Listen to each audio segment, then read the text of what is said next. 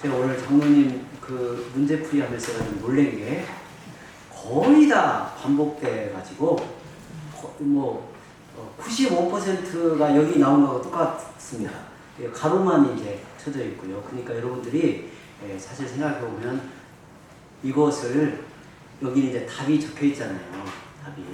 답이 적혀 있으니까 집에 가셔서 오늘 저녁하고 또 내일 시간 나는 대로 눈에 익히면 제가 볼 때 아마 여기서 거의 나올 것 같은 느낌이 듭니다.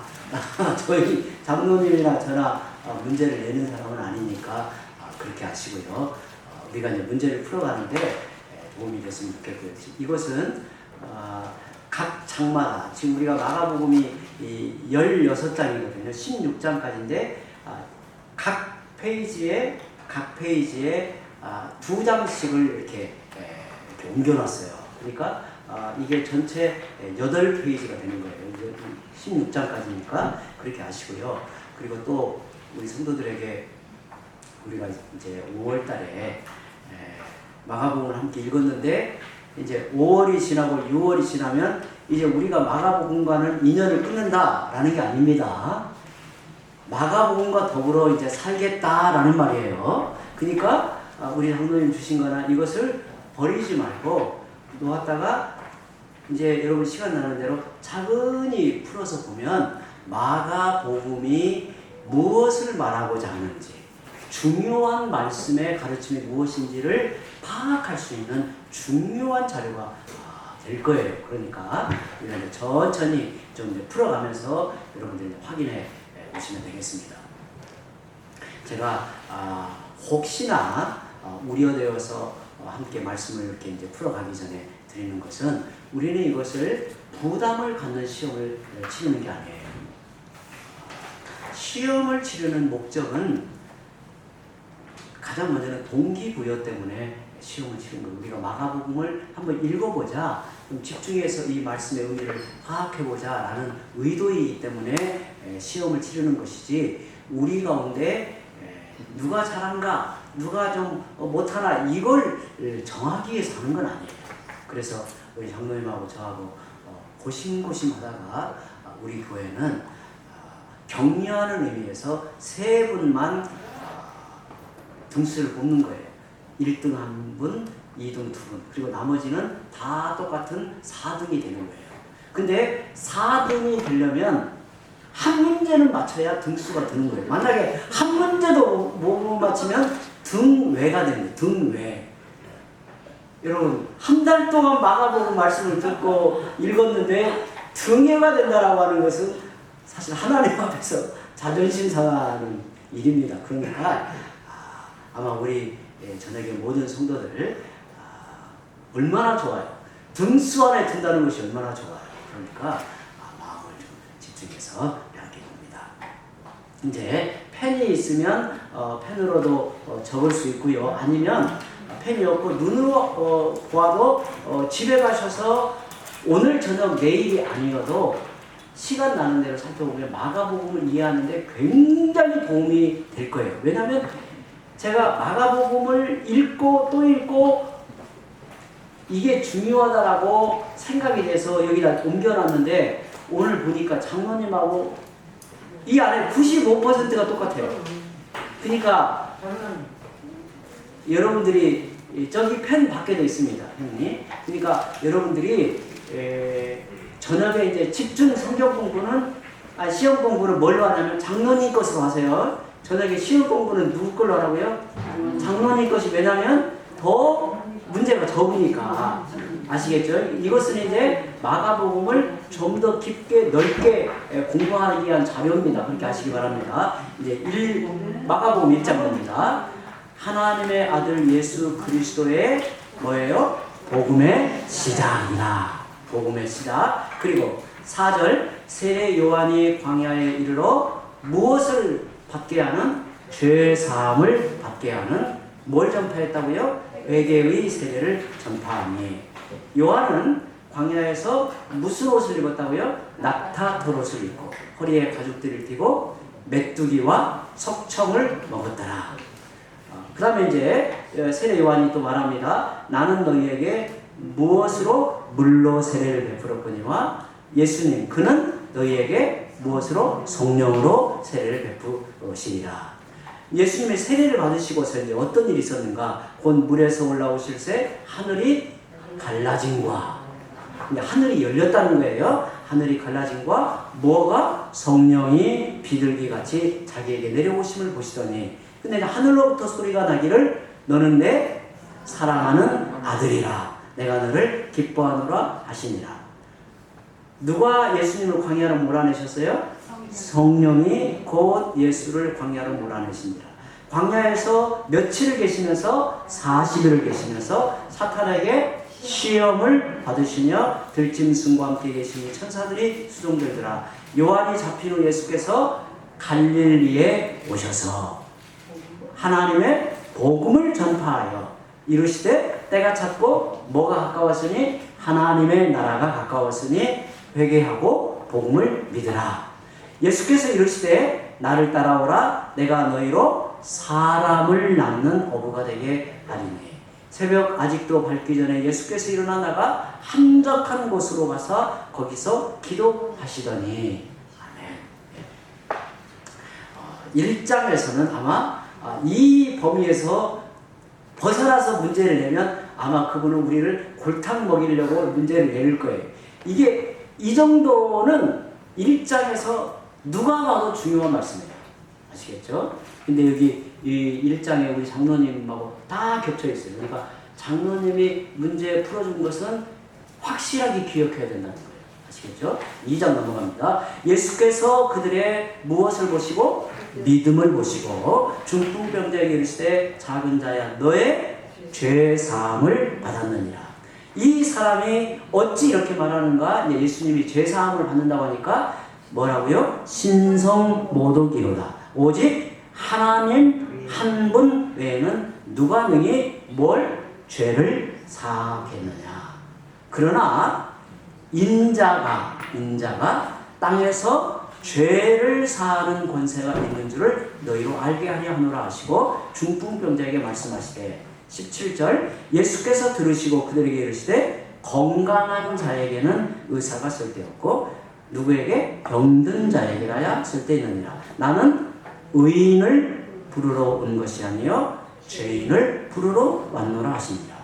22절 새 포도주를 낡은 가죽 부대에 넣는 자가 없나니 만일 그렇게 하면 새 포도주가 부대를 터뜨려 포도주와 부대를 버리게 되리라.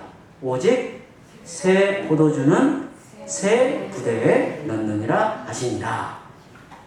그 다음에 26절 그가 이제 다윗이 그의 여기서는 아비아달 대제사장 때에 하나님의 전에 들어가서 제사장 외에는 먹어서는 안 되는 뭘 먹었어요? 진설병. 진설병이라는 것은 성전 안에 항상 차려놓은 떡이 있어요. 일주일 동안 항상 차려놓아야 되는데 그 떡은 누구만 먹을 수 있냐면 제사장만 먹을 수 있는데 배가 고픈 다윗에게 진설병을 주어도 죽지 않았다는 거예요.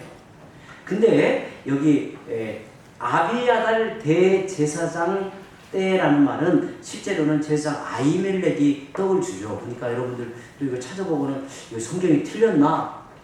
틀린 게 아니라 그때 대제사장은 아비아달이고요. 그 대제사장 아비아달의 그때 제사장으로서 아히멜렉이 떡을 주었다. 그렇게 이해하시면 되겠어요. 네, 아시겠죠? 네. 그 다음에 27절 또 이르시되 안식일이 사람을 위하여 있는 것이 아니요 사람이 안식일을 위하여 있는 것이 아니니 사람이 안식일을 위하여 있는 것이 아니니 이러므로 인자는 안식일에도 뭐라고요? 주인이니라. 이제 3장을 넘어갑니다. 3장. 이제 3장에서는 이에 제자들을 부르시는 장면입니다. 이에 몇을 세우셨어요? 제자들 12를 세우셨으니 이는 자기와 함께 있게 하시고 또 보내사 전도도 하시며 또 귀신을 내쫓는 권능도 가지게 하려 하시니라. 이 12를 세우셨는데 시몬에게는 어떤 별명을 줬어요? 베드로라는 이름을 더하셨고요. 세베대의 아들 야고보의 형제 요한. 그러니까 베드로, 야고보, 요한은 중요한 세 제자였죠. 그런데 야고보와 요한 이 둘에게는 보아너게 곧 우레의 아들이라는 이름을 더하셨다. 우레가 천둥입니다. 우레의 아들이라는 이름을 더하셨고요. 또 계속해서 12제자 우리가 좀 기억하기 위해서 써놓은 거예요. 안드레와 빌립과 바돌로메와 마테와 도마와 알페오의 아들 야고보, 또 다데오, 가나나인 시몬이며, 가나안 사람이 아니라 가나나인이에요. 가나나인 시몬이며, 또 가룟유다 이는 예수를 반자더라. 그 다음에 28절이요. 내가 진실로 너희에게 이르노니 성령을 못 얻어가는 자는 영원히 사하심을 얻지 못하고 영원한 죄가 됩니다. 누구든지 하나님의 뜻대로 행하는 자가 내 형제요 자매요 어머니이니라. 그렇죠? 우리가 지금 앞에서 우리 장로님 문제를 풀었을 때 이 중요한 구절이 뭔가 딱 이제 눈에 들어오죠. 그 다음에 마가복음 4장에서는 이제 씨 뿌리는 비유가 중요합니다. 전체적으로 한번 살펴보겠습니다. 들으라, 씨를 뿌리는 자가 뿌리로 나가서 뿌릴새 더러는 어디에? 길가에 떨어짐에 누가? 새들이 와서 먹어버렸고, 더러는 흙이 같은 돌밭에 떨어짐에 흙이 깊지 않으므로 싹이 나오나 해가 돋은 후에 타서 뭐가 없으므로? 뿌리가 없으므로 말랐고, 더러는 어디에? 가시떨기에 떨어짐에 가시가 자라 기운을 막음으로 결실하지 못하였고, 더러는 좋은 땅에 떨어짐에 자라 무성하여 결실하였으니 30배, 60배, 100배가 되었느니라. 뿌리는 자, 이제 예수님이 이에 대한 이제 해석을 해주신 거예요. 의미를 설명해 주신 거예요. 뿌리는 자는 무엇을 뿌리는 거예요?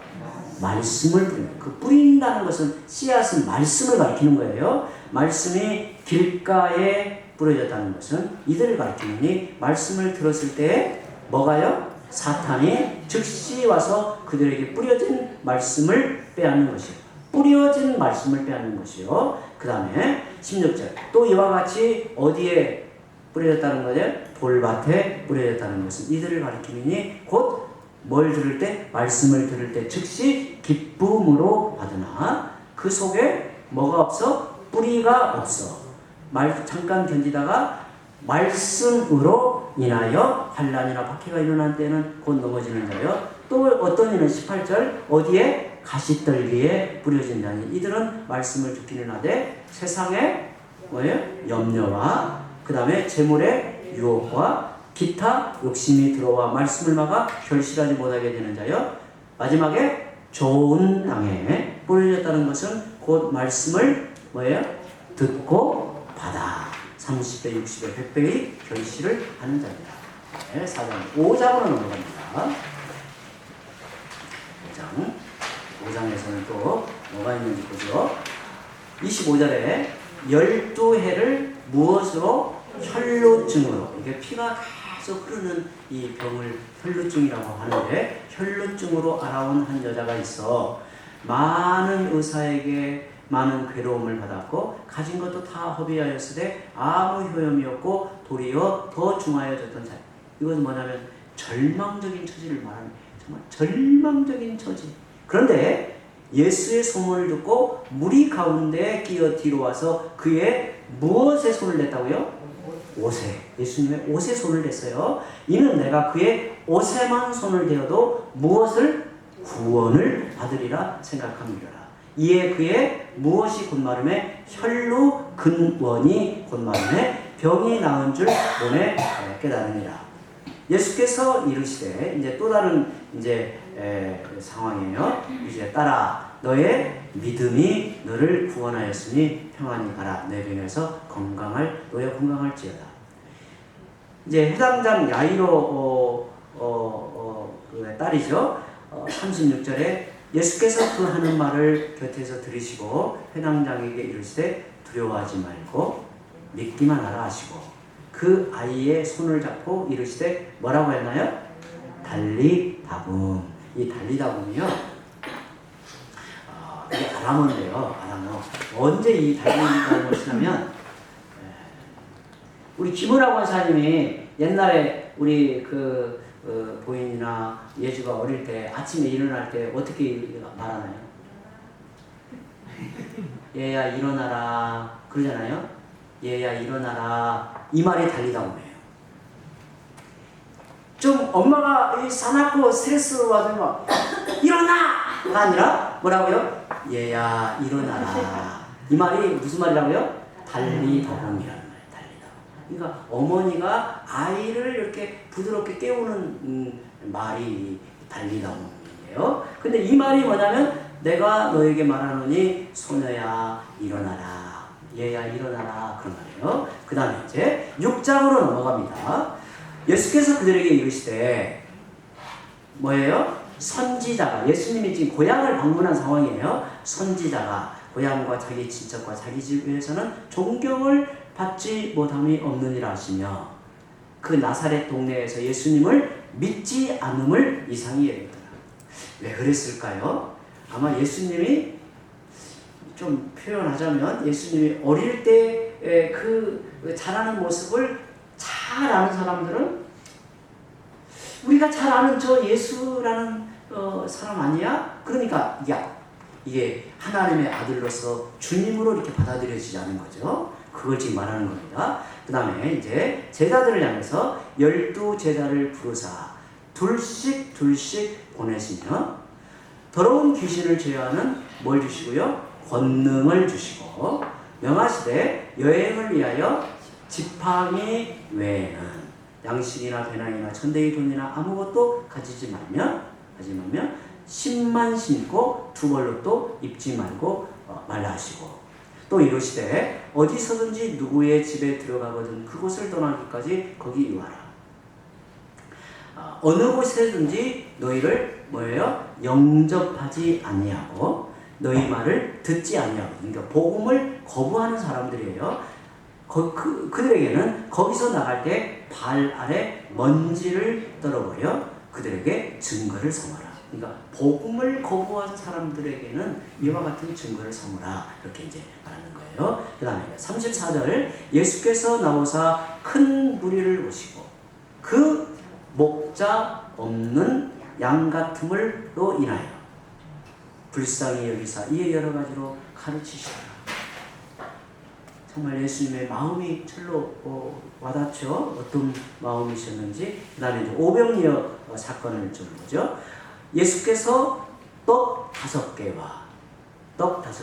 오병이어 할 때 그 병은 떡을 의미하는 병자예요. 오병, 떡 5개 그리고 이어는 두 물고기를 말하는 그래서 떡 5개와 물고기 2마리를 가지사 하늘을 우러러 축사하시고 떡을 떼어 제자들에게 주어 사람들에게 나누어 주게 하시고 또 물고기 2마리도 모든 사람에게 나누시매 다 배불리 먹고 남은 떡 조각과 물고기를 이제 거두어 보니 12바구니에 차게 되었고 떡을 먹은 남자는 몇 명이었어요? 5,000명입니다. 5,000명.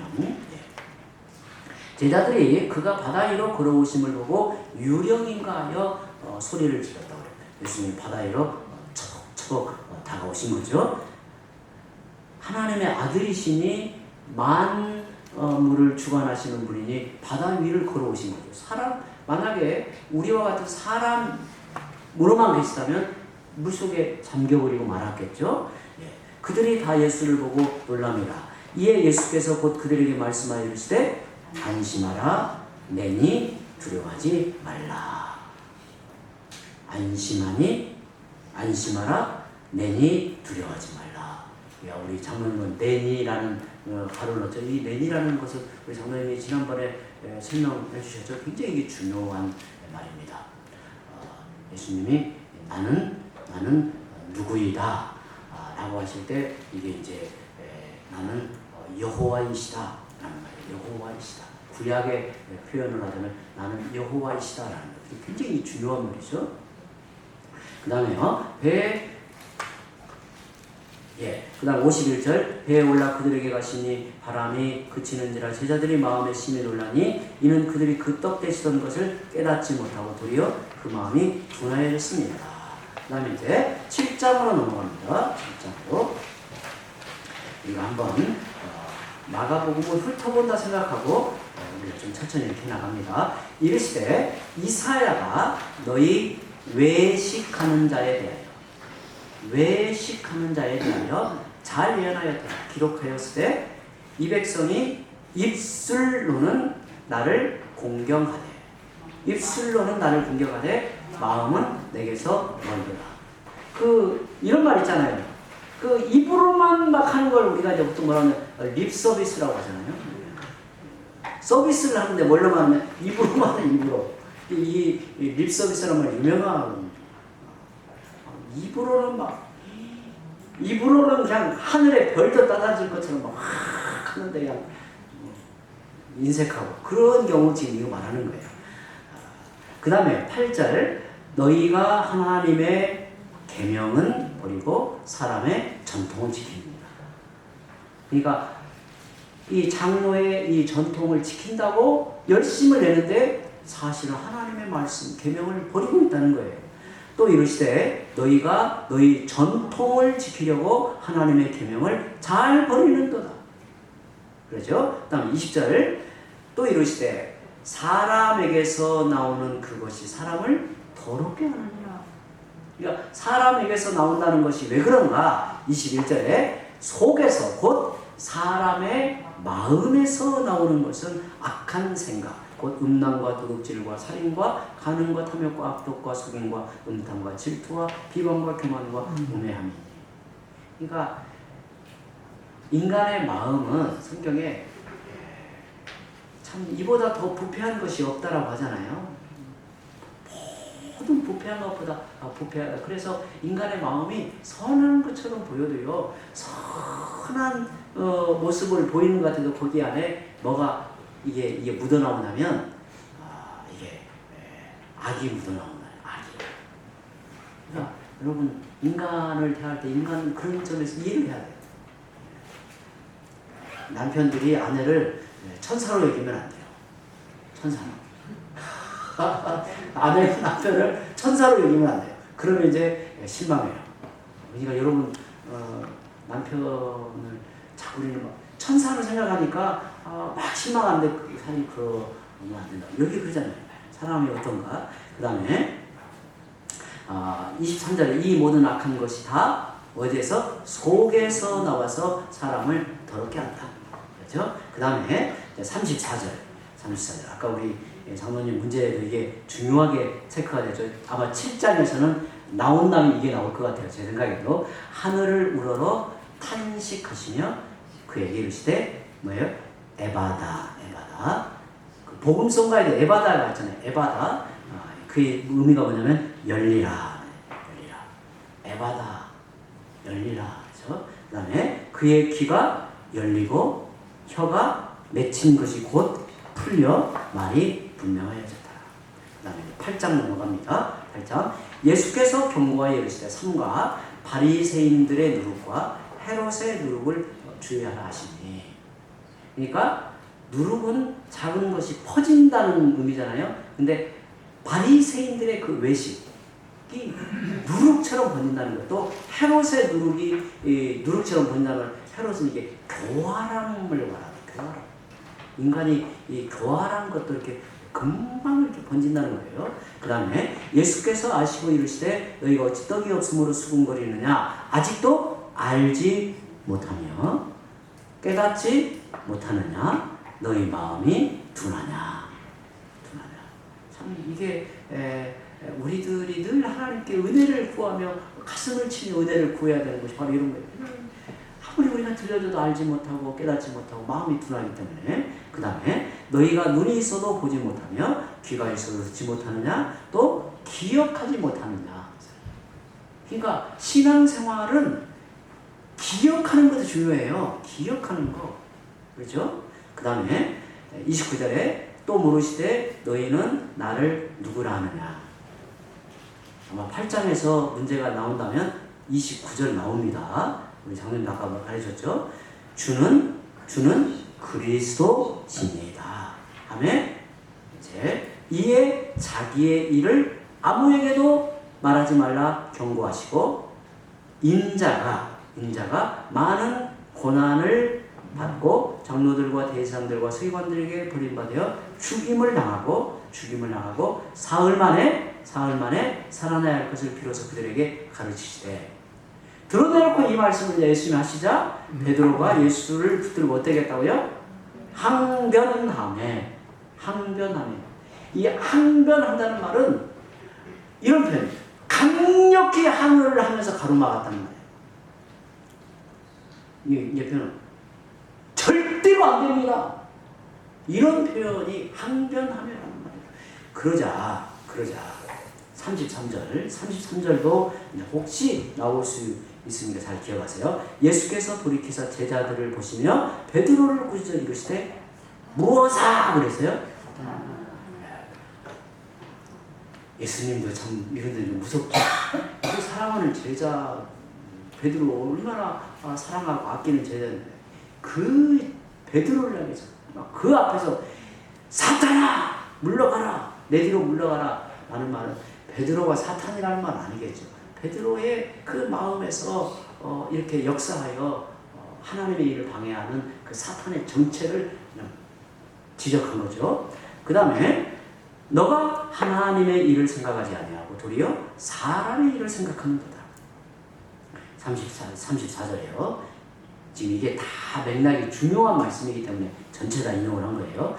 무리와 제자들을 불러 이르시되 누구든지 나를 따라오려거든 자기를 부인하고 자기 십자가를 지고 나를 따를 것이니라. 누구든지 자기 목숨을 구원하고자 하면 잃을 것이요 누구든지 나와 복음을 위하여 자기 목숨을 잃으면 구원하리라. 사람이 만일 온 천하를 얻고도 자기 목숨을 잃으면 무엇이 유익하리요? 사람이 무엇을 주고 자기 목숨과 바꾸겠느냐? 참 우리가 깊이 생각해 보아야 할 말씀이 바로 이 부분이에요.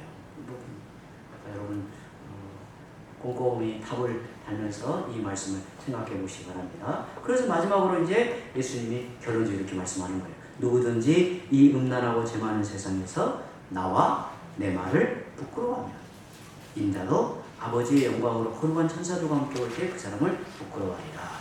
그 다음에 이제 9장으로 넘어갑니다. 9장 예수께서 이르시되 할 수 있거든이 무슨 말이냐. 그러니까 이제 우리가 이 말씀을 자꾸 그냥 이렇게 생각 없이 막 암송을 해버리면 제 경우가 그랬어요. 할 수 있거든이 무슨 말이냐. 이게 할 수 있거든이라는 말을 생각 안 하고 이게 이렇게 암송을 하는데 사실 이 어감의 어투는 뭐냐면 예수님을 약간 믿지 못하고 이게 전능하신 주님으로 믿지 못하고 뭐든지 좀 할 수만 있다면 뭐 좀 도와주세요, 해주세요 이런 식으로 어투가 전해졌단 말이에요. 그러니까 명의가 있는데 정말 뛰어난 것을 갔는데 모든 걸 맡기고 저를 이렇게 치료해 주세요, 저를 다 맡깁니다 그렇게 안 하고 뭐든지 좀 해볼 것 있으면 좀 해보세요 이런 어투로 이렇게 했다는 말이죠. 그러니까 예수님이 이제 이렇게 말씀하네요. 할 수 있거든요. 무슨 말이냐? 뭐예요? 믿는 자에게는 능히 하지 못할 일이 없느니라. 왜냐하면 우리가 믿는 주님이 전능하신 주님이기 때문에 그런 거예요. 곧 그 아이의 아버지가 소리를 질러 이르되 내가 믿나이다. 나의 무엇을 도와주소서? 믿음 없는 것을 도와주소서. 집에 들어가심에 제자들이 조용히 묻자오되 우리는 어찌하여 능히 그 귀신을 쫓아내지 못하였나이까? 이르시되 뭐 외에는 기도 외에 다른 것으로 이런 종류가 나갈 수 없느니라 하시니라. 그 다음에 이제 또 다른 본문 봅니다. 예수께서 앉으사 12제자를 불러서 이르시되 누구든지 첫째가 되고자 하면 첫째가 되고자 하는 마음은 가장 앞선 자, 가장 높은 자 그런 거예요. 첫째가 되고자 하면 무사람의 끝이 되며 무사람을 섬기는 자가 되어야 해요. 우리 교회 안에서 하나님 나라 안에서의 질서가 그런 거예요. 어린아이 하나를 데려다가 그들 가운데 세우시고 안으시며 제자들에게 이르시되 누구든지 이런 어린아이 하나를 영접하면 곧 누구를 영접하며 나를 영접하며. 그러니까 여기에서 어린아이는 무엇을 의미하냐면 지금은 어린아이가 황제잖아요. 어린아이 완전히 집에서도 막 제일 이렇게 귀하게 여기잖아요. 근데 옛날 이 당시 고대에는 어린아이는 좀 표현을 하자면 사람 취급을 안 했어요. 아직은 사람이 안 됐다. 근데 좀 얘가 커야 사람이 된다고 생각하는 거예요. 그래서 어린아이는 아주 천시했어요. 아주. 그런데 우리나라에서도 사실 방정환 선생님이 이 어린아이의 소중함을 이렇게 일깨웠잖아요. 그게 우리나라도 이렇게 바뀐 거예요. 그런데 이 당시에는 어린아이가 예수님 앞에 나오는 것도 막 제자들이 저리 가! 저리! 그러니까 예수님이 이렇게 말씀해요. 내 이름으로 이런 어린아이 하나를 영접하면, 이 말은 무슨 말이냐면 정말 우리 가운데 우리 이웃들 우리 주위에 하찮고 힘없고 보잘것없는 사람을 말하는 거예요. 넓게 보자면 이런 사람 하나를 어떻게 하나를 마음으로 따뜻하게 맞이하고 섬기면 곧 뭐라고요? 나를 영접하며. 누구든지 나를 영접하면 나를 보내신 이를 영접하며 하나님을 영접합니다. 그리고 우리가 연약하고 힘없는 이웃을 대할 때 어찌해야 되는가를 지금 말하고 있는 거예요. 그 다음에 41절 이것도 저는 좀 예상을 합니다. 41절요. 누구든지 너희가 그리스도에게 속한 자라요. 그리스도에 속한 자라요. 물 한 그릇이라도 주면 물 한 그릇이라도 주면 내가 진실로 너희에게 이르노니 그가 결코 무엇을 잃지 않으리라? 상을 잃지 않으리라. 상을 잃지 않는다는 말은 주님이 갚아주신다. 주님이 갚아주신다는 거예요. 그 섬김, 그 사랑의 섬김을 갚아주신다. 또 누구든지 나를 믿는 이 작은 자들 중 하나라도 실족하게 합니다. 지금 다 지금 연관지어지는 말씀이에요. 누구든지 나를 믿는 이 작은 자들 중에 하나라도 실족하게 하면 차라리 연자 맷돌이 그 목에 매어 바다에 던져지는 것이 나으리라. 이것이 얼마나 두려운 일인가를 아는 거예요. 얼마나 두려운 일인가. 10장 넘어갑니다. 10장. 이르되 모세는 이제 이혼의 문제를 이야기할 때 그런 거예요. 이혼 증서를 써주어 버리기를 허락하였나이다. 옛날에는 이 고대 이 당시에도 지금도 해교권에서 그렇습니다. 제가 그 읽은 글 중에 굉장히 제가 좀 이럴 수가 있을까? 해교권에서는 밥을 태우면 쫓아낼 수 있는 조건이 된다는 거예요. 우리 신유식 집사님 밥을 한 번이라도 태워보셨나요? 밥 하셨을 때? 요즘에는 밥 태울 일이 없죠. 왜냐면 전기밥솥으로 하니까. 근데 옛날에 아궁이에다가 이렇게 불을 떼서 밥을 태울 수 있잖아요. 그러면 이게 쫓아낼 수 있는 조건이 된다는 거예요. 이런 시대 속에서 모세의 그 율법에는 함부로 사람을 쫓아낼 수 없고 이혼할 수 없게끔 해서 다 절차를 따라서 이혼 증서를 써주라고 해요. 그런데 주님이 뭐라고 말씀하시냐면 이제 그걸 생각하면서 예수께서 그들에게 이르시되 너희 마음이 어떠함으로 완악함으로 말미암아 이 명령을 기록하였거니와. 하나님의 뜻은 뭐다는데 하나님의 뜻은 창조 때로부터 사람을 남자와 여자로 지으셨으니 이러므로 사람이 그 부모를 떠나서 그 둘이 한 몸이 될지니라. 이러한즉 이제 둘이 아니요 한 몸이니 그러므로 하나님이 짝지어 주신 것을 사람이 나누지 못할지니라 하시더라. 이것이 하나님의 뜻이에요. 그래서 우리 성도들에게는 사실은 이혼은 없습니다. 때로 불가피하게 이렇게 나뉘어져야 될 상황에 있다면 별거만 그것도 허용이라고 하기는 좀 그렇고 다시 합하여지도록 힘쓰는 기간일 뿐이지 나뉘어질 수는 없어요.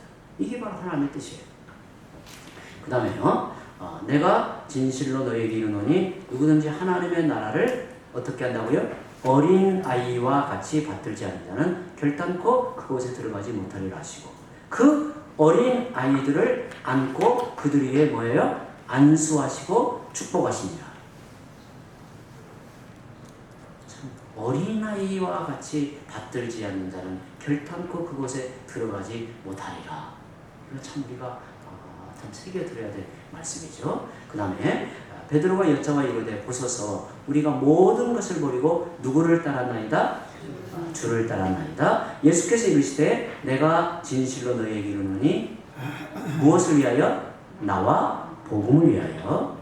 앞에서 우리 문제 풀어봤죠. 장로님 문제에서 집이나 형제나 자매나 어머니나 아버지나 자식이나 전토를 버린 자는 여기서 버린다라는 개념은 이게 버려버린다 그런 말이 아닙니다.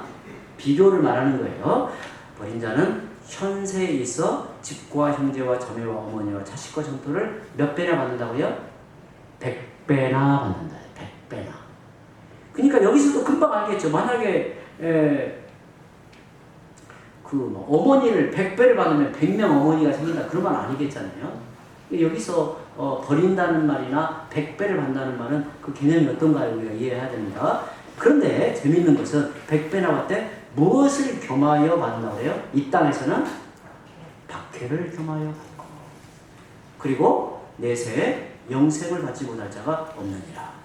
그 다음에 이제 우리가 또 31절부터 45절까지 또 이어지는 거예요. 그러나 먼저 된 자로서 나중되고 또 나중된 자로서 먼저 될 자가 많으니라. 이게 바로 이제 은혜라는 거예요. 은혜. 여러분 이게 저는 은혜라고 생각해요. 너희 중에 그렇지 않을지니 너희 중에 누구든지 크고자 하는 자는 너희를 섬기는 자가 되라. 너희 중에 누구든지 으뜸이 되고자 하는 자는 모든 사람의 종이 되어야 한다. 인자가 온 것은 이제 45절도 우리 앞에서 봤죠. 이제 중요한 구절입니다. 인자가 온 것은 무엇을 받으려 함이 아니라 섬김을 받으려 함이 아니라 도리어 섬기려 하고 자기 목숨을 많은 사람의 대속물로 주려 함이니라. 11장 넘어갑니다. 11장. 이에 가르쳐 이르시되 기록된 바 내 집은 만민이 뭐하는 집이라고요? 기도하는 집이라. 기도하는 집이라 칭함을 받으리라 하지 아니하였느냐? 너희는 뭘 만들었다고요? 강도의 소굴을 만들었다 하시네. 대사장들과 세관들이 듣고 예수를 어떻게 죽일까 하고 꾀하는 무리가 다 그의 교훈을 놀랍게 여김으로 그를 두려워함이라. 23절이요. 내가 진실로 너희에게 이르노니 누구든 이 산더러 들리어 바다에 던져지라 하며 그 말하는 것이 이루어질 줄 어떻게 해요? 믿고 마음에 의심하지 아니하면 그대로 되리라. 그러므로 내가 너희에게 말하노니 무엇이든지 기도하고 구하는 것은 받은 줄로 믿으라. 그리하면 너희에게 그대로 되리라. 그러니까 믿음과 기도의 이 중요함을 지금 강조하는 거예요. 서서 기도할 때 아무에게나 혐의가 있거든 뭐라고요? 용서하라. 그리하여 하늘에 계신 너희 아버지께서도 너희 영혼을 사하여 주시리라 하시니라. 그렇죠? 예. 12장 넘어갑니다. 12장. 예. 너희가 성경의 건축자들이 버린 돌이 그러니까 쓸모없다고 버려진 돌이 모퉁이에 머릿돌이 되었나니. 지금 이제 예수님을 가리키겠죠. 예수님. 세상 사람들의 눈으로는 쓸모없다고 버린 거죠. 그러나 하나님께서 모퉁이에 머릿돌로 삼으셨다는 거예요. 이것은 주로 말미암아 된 것이요 우리 눈에 놀랍도다 함을 읽어보지도 못하였느냐 하십니다. 그 다음에 24절이요. 예수께서 이르시되 너희가 성경도 하나님의 능력도 알지 못함으로 오해함이 아니냐. 사람이 죽은 자 가운데서 살아날 때에는 뭐예요? 장가도 아니가고 시집도 아니가고 하늘에 있는 천사들과 같으니라. 천사들과 같으니라. 이거 우리가 부활에 이르러 부활의 영광의 몸을 입어 이제 영원한 천국에 살아갈 때 그걸 말하는 거예요. 그 다음에 26절 죽은 자가 살아난다는 것을 말할진대 너희가 모세의 책 중 가시나무 떨기에 관한 글에 하나님께서 모세에게 이르시되 지금 이게 뭐냐면 이제 모세를 하나님께서 부르실 때 그 미디안 광야에서 부르시잖아요. 그런데 가시떨기 나무가 있는데 거기에 불꽃이 막 타오르는데 그게 사그라지지 않는 거예요. 거기에 하나님이 임재하여 모세를 부르셔요. 거기서. 그래서 가시나무 떨기에 관한 글이라고 표현한 거예요. 근데 그때 하나님이 내가 누구인가를 말씀하실 때 이렇게 말하는 거예요. 나는 아브라함의 하나님이요 이삭의 하나님이요 야곱의 하나님으로다 하신 말씀을 읽어보지 못하였느냐. 그렇죠? 예. 하나님은 죽은 자의 하나님이 아니요 산자의 하나님이십니다. 그러니까 우리가 하나님 나라에 가면 이제 딱 생각할 때 뭐가 없어지냐면 이게 이제 상하의 혈연 관계가 없어진다는 것이 이제 딱 알겠죠. 상하의 혈연. 우리는 딱 만나면 이제 뭐 촌수도 따지고 혈연을 따지잖아요. 그럼 내가 위 아래잖아요. 근데 하나님 나라에 가면 하나님이 우리의 아버지, 주님이 우리 앞에 계시고 우리는 다 뭐가 돼요? 하나님 나라의 권속, 하나님 나라의 가족이 되는 거예요. 다 하나님 나라의 가족이 돼요. 그때는 이제 저를 예를 들면요, 저희 아버지하고 저하고 제 자녀가 다 하나님 앞에 부모, 자식, 손주가 아니라 하나님 앞에 하나님 나라의 가족으로 이제 서는 거예요. 이게 얼마나 좋아요. 만약에 거기에 가서도 우리 아버지, 내 자식 그러면 이게 말이 안 되잖아요. 저는 이게 너무너무 좋아요. 이걸 지금 말하고 있는 거예요. 이런 상황이. 그 다음에 29절과 30절, 31절까지 이것도 이제 중요한 부분이니까 좀 더 보죠. 예수께서 대답하시되 첫째는 이것이니 이스라엘아 들으라. 주 곧 우리 하나님은 유일한 주시니라. 유일한 주시라. 유일한 너의 마음을 다하고 목숨을 다하고 뜻을 다하고 힘을 다하여 주 너의 하나님을 사랑하라 하신 것이요. 둘째는 이것이니 내 이웃을 내 자신과 같이 사랑하라 하신 것이라. 이보다 더 큰 계명이 없느니라. 예수께서 가르치실 때에 이르시되 긴 옷을 입고 이제 뭔가 그 사람의 신분과 그 사람의 어떤 위치를 상징하는 표현하는 어떤 긴 옷을 입고 다니는 것과 시장에서 문안받는 것과 회당의 높은 자리와 잔치의 윗자리를 원하는 서기관들을 삼가라. 그들은 과부의 가산을 삼키며 외식으로 길게 기도하는 자니 그 받는 판결이 더욱 중하리라 하십니다. 저는 이런 말씀을 읽으면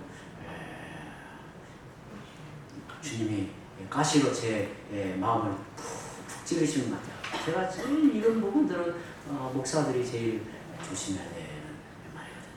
교회 직분자들 조심해야 되는 말이에요. 그들은 그 다음에 이제 44절 이제 헌금에 관한 이제 부분입니다. 그들은 다 그 풍족한 중에서 넣었거니와 이 과부는 그 가난한 중에서 자기의 모든 소유 곧 생활비 전부를 넣었느니라 하시니라. 넘어갑니다. 13장 넘어갑니다. 거의 다 마쳐갑니다. 예수께서 이르시되 너희가 사람의 미혹을 받지 않도록 주의하라. 미혹을 받지 않도록. 많은 사람이 이제 마지막 종말의 때에 이르러 지금 우리는 지금 종말 안에 살고 있습니다. 종말의 때를 살고 있어요. 한번 절을 한번 보실까요? 이제 신약 성경에는 종말을 가리키는 때가 어떻게 말하고 있냐면 예수님이 예수님이 부활 승천하시고 성령이 우리에게 오시잖아요. 성령이 우리 안에 오셔서 시작되는 시대가 뭐냐면 종말이 시작이 되는 거예요. 종말. 그러니까 종말은 마지막 예수님이 이게 재림하여 오실 때 그 순간을 종말이라고 하지 않고 성령이 오셔서 어떤 새로운 시대를 열었어요. 그 새로운 시대가 뭐냐면 종말의 때를 여셨다는 거예요. 그래서 우리는 지금 어디에 살고 있어요? 종말을 살고 있는 거예요. 종말을. 그런데 이 종말의 때에 뭘 조심하라고 하냐면 사람의 미혹을 받지 않도록 주의하라. 많은 사람이 내 이름으로 와서 사람들 중에 많은 사람들이 내가 예수의 이름으로 뭔 일을 자기가 예수 행세를 한다는 거예요. 내 이름으로 와서 이루되 내가 그라하여 많은 사람을 미혹하리라. 또 좀 넘어갑니다. 10절 또 복음이 먼저 만국에 전파되어야 할 것이니 정말 주님이 오실 때를 지금 말하는 거예요. 사람들이 너희를 끌어다가 이제 10절 좀 더 쓰면 이제 그간의 교회 역사, 교회 시대의 역사를 보면요. 우리가 지금 우리가 21세기를 살고 있잖아요. 지금은 복음이 거의 편만하게 복음이 전파되었다고 보는 거예요. 여기에 만국의 복음이 전파되었다라고 하는 이 말이 지금 거의 실현되었다고 보는 거예요. 그런데 주님이 오실 때가 정말 가까웠다고 우리는 이제 보는 거죠. 그 다음에 사람들이 너희를 끌어다가 넘겨줄 때 무슨 말을 할까 미리 염려하지 말고 무엇이든지 그때 너희에게 주시는 그 말을 하라. 말하는 이는 너희가 아니요 성령이시니라. 그 다음에 13절 또 너희가 내 이름으로 말미암아 모든 사람에게 미움을 받을 것이나 끝까지 견디는 자는 구원을 받으리라. 거짓 그리스도들과 거짓 선지자들이 일어나서 이적과 기사를 행하여 할 수만 있으면 택하신 자들을 미혹하려 하리라. 그때 예수님이 오시는 때를 지금 말하는 거예요. 인자가 구름을 타고 큰 권능과 영광으로 오는 것을 사람들이 보리라. 또 그때 그가 천사들을 보내어 자기가 택하신 자들을 땅 끝으로부터 하늘 끝까지 사방에서 모으리라. 그 다음에 31절 천지는 없어지겠으나 내 말은 없어지지 않으리라. 그러나 그날과 그때는 아무도 모르나니 하늘에 있는 천사들도 아들도 모르고 누구만 아신다고요? 아버지만 아시느니라. 주의하라 깨어있으라. 그때가 언제인지 알지 못합니다. 그 다음에 이제 14장 넘어갑니다. 그는 이제 이 장례를 준비했던 향유 옥합을 깨뜨린 마리아를 지금 말하는 겁니다. 그는 힘을 다하여 내 몸에 향유를 부어 내 장례를 미리 준비하였느니라. 예수께서 이제 성찬 제정에 관한 말씀이에요. 예수께서 떡을 가지사 축복하시고 떼어 제자들에게 주신 이르시되 받으라 이것은 내 몸이니라 하시고 또 잔을 가지사 감사기도 하시고 그들에게 주신 이를 마시매 이르시되 이것은 많은 사람을 위하여 흘리는 나의 피 곧 언약의 피니라. 이 부분은 혹시 나올 가능성이 많습니다. 이건 중요한 부분이에요. 우리 장로님이 앞에서 정리해줬죠. 가로놓기를 잘 한번 기억해 놓으세요. 27절 예수께서 제자들에게 이르시되 너희가 다 나를 버리리라. 이는 기록된 바 내가 목자를 치리니 양들이 흩어지리라 하였습니다. 그러나 내가 살아난 후에 너희보다 먼저 어디로 가리라고 했어요? 갈릴리로 가리라. 좀 느낌이 이게 꼭 나올 것 같은 느낌이 좀 들더라고요. 갈릴리로 가리라. 지금 뒤에서도 또 한번 나오니 그렇다 보죠. 이르시되 아빠 아버지여 아버지께는 모든 것이 가능하오니 이 잔을 내게서 옮기시옵소서. 그러나 나의 원대로 하시옵고 아버지의 원대로 하옵소서 하시고 그 다음에 이제 겟세마네 동산에서 기도하시는 이 부분이에요. 돌아오사 제자들이 뭐하는 것을 자는 것을 보시고 베드로에게 말씀하시되 시몬아 자느냐 너가 얼마 동안 1시간도 깨어 있을 수 없더냐. 그래서 어떤 분들은 이 말씀을 생각하고 기도할 때 간절히 깨어서 간절히 기도할 때 1시간 정도 기도하면 좋겠다라고 하는 사람도 있어요. 그게 참 의미 있는 것 같아요. 간혹 저에게 목사님 뭐 하루에 얼마나 기도해야 되나요? 그러면 저는 이렇게 대답을 합니다. 얼마나 기도해야 되나요? 성령님이 내 마음 안에 평안으로 은혜를 베푸실 때까지 기도하세요. 만약에 어떤 사람이 기도를 늘 깊이 하는데 한 5분 기도하는데 성령이 내 마음에 깊은 평안과